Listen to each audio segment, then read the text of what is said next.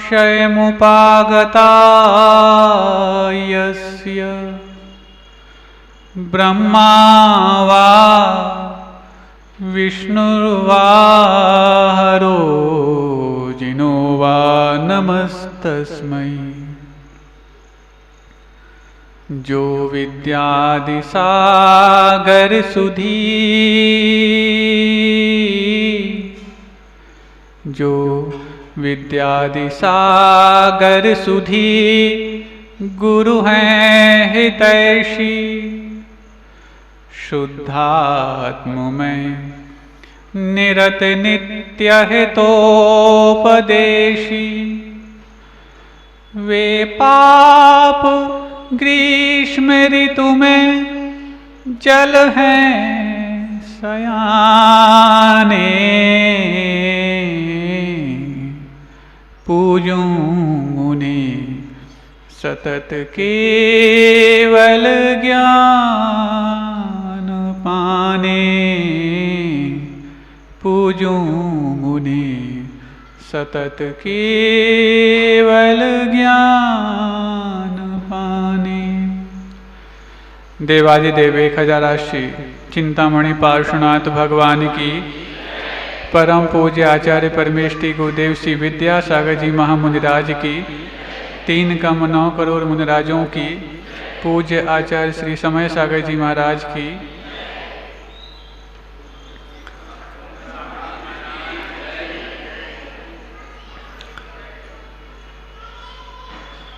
जिन आज पार्श्वनाथ भगवान की ऊर्जा के बारे में आप लोग अभी जिक्र कर रहे थे,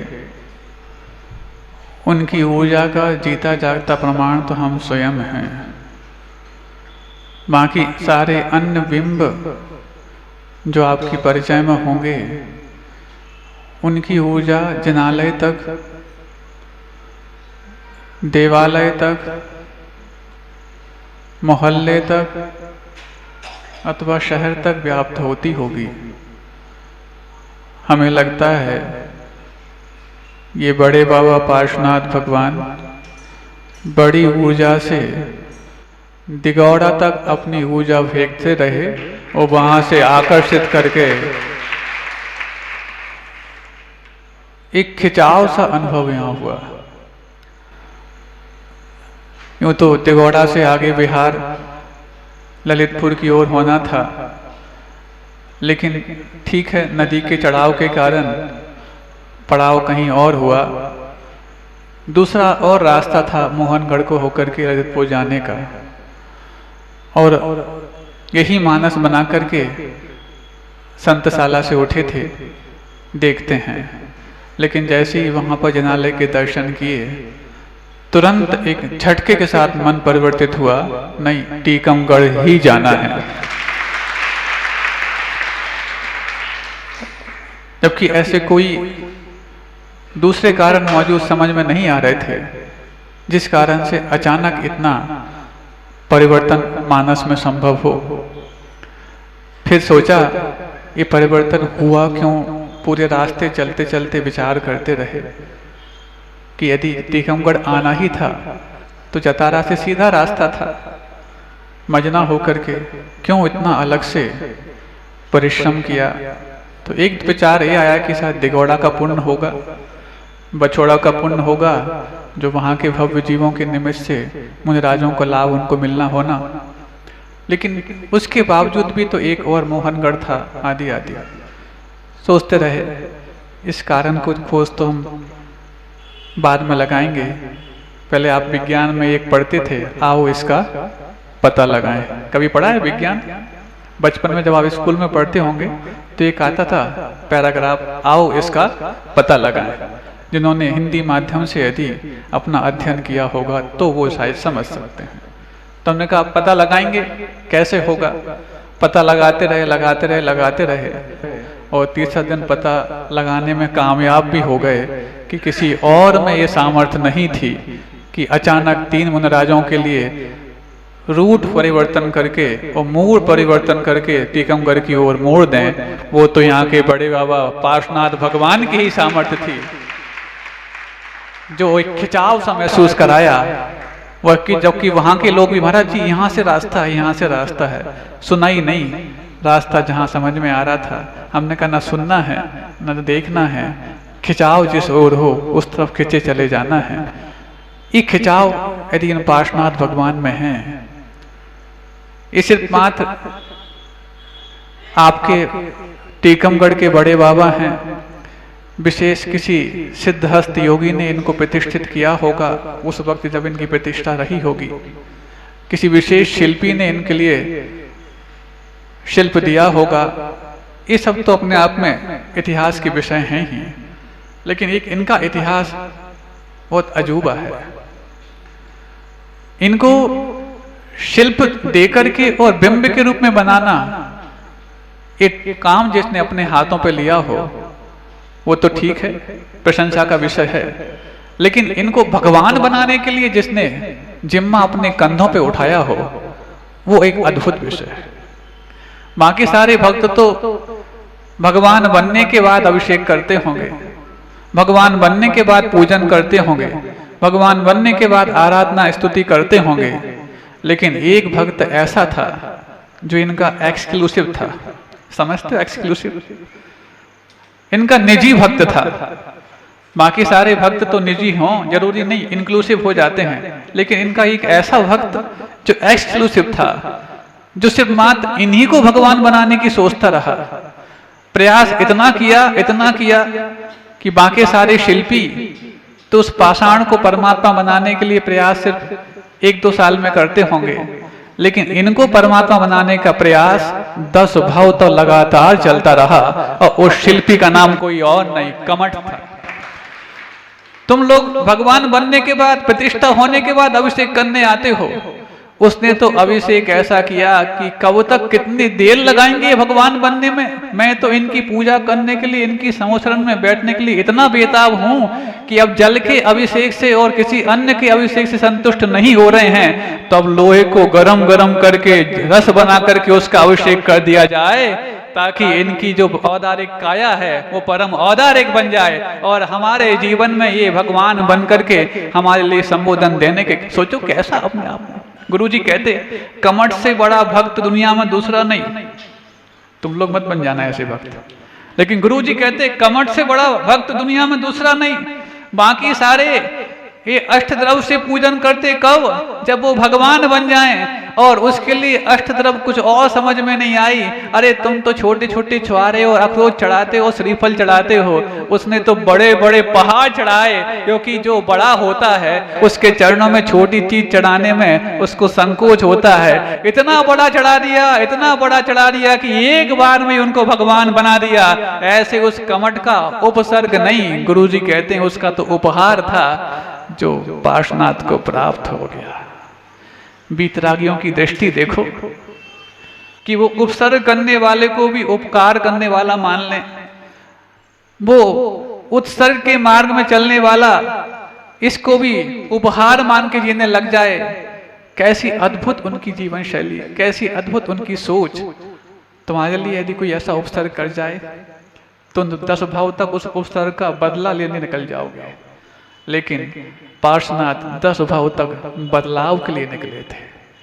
इतना बदलाव करते रहे, इतना बदलाव करते रहे कि जब तक अल्टीमेट नहीं बदल गए तब तक बदलाव को ही उन्होंने अपने जीवन में दिशा मान ली। ऐसा उस पार्श्वनाथ पर जिनके माध्यम से सोचो, जब भी आपके जीवन में अपने संकट को, कष्टों को हरने की बात आती है, और किसी भी वीतराग भगवान की यदि छवि उभर करके आती हो तुम्हारे मानस में, सच बोलना सबसे सहज छवि किन भगवान की आती? इसलिए नहीं कि तुम्हारे बड़े बाबा हैं, तुम्हारे बड़े बाबा ये होता नहीं हो कोई बात नहीं, लेकिन इन्होंने जो बड़ा काम किया था वो तो दुनिया के हर इंसान के मानस में ऐसा बस गया, ऐसा बस गया कि बस जैसी संकट हरता की बात आती है तो संकट हरने वाले उनको नहीं जो तुम्हारे संकट को आगे हरेंगे, उनकी दिमाग में तुम्हारी सोच पैदा होती है जिन्होंने संकट को जीता है अपनी स्वयं की सोच से। विचार करते हैं तो लगता कि ऐसा कौन सा अपने आप में अंदर से वो साहस पैदा किया होगा। चाहते तो सामर्थ्य इतनी है, वज्र सब नाराज सेनन है, जैसे सौधर्म जब पांडुशला पर अभिषेक करने गया और उसके मन में ये भाव आ गया, इतने योजनों मुख वाला कलश है और ये तो छोटे से बालक हैं, कहीं ऐसा ना हो कि मैं क्षीर सागर से जल भर करके लाया गया है, इसको यदि इनके ऊपर उड़ेल दूं तो ये बह जाएं।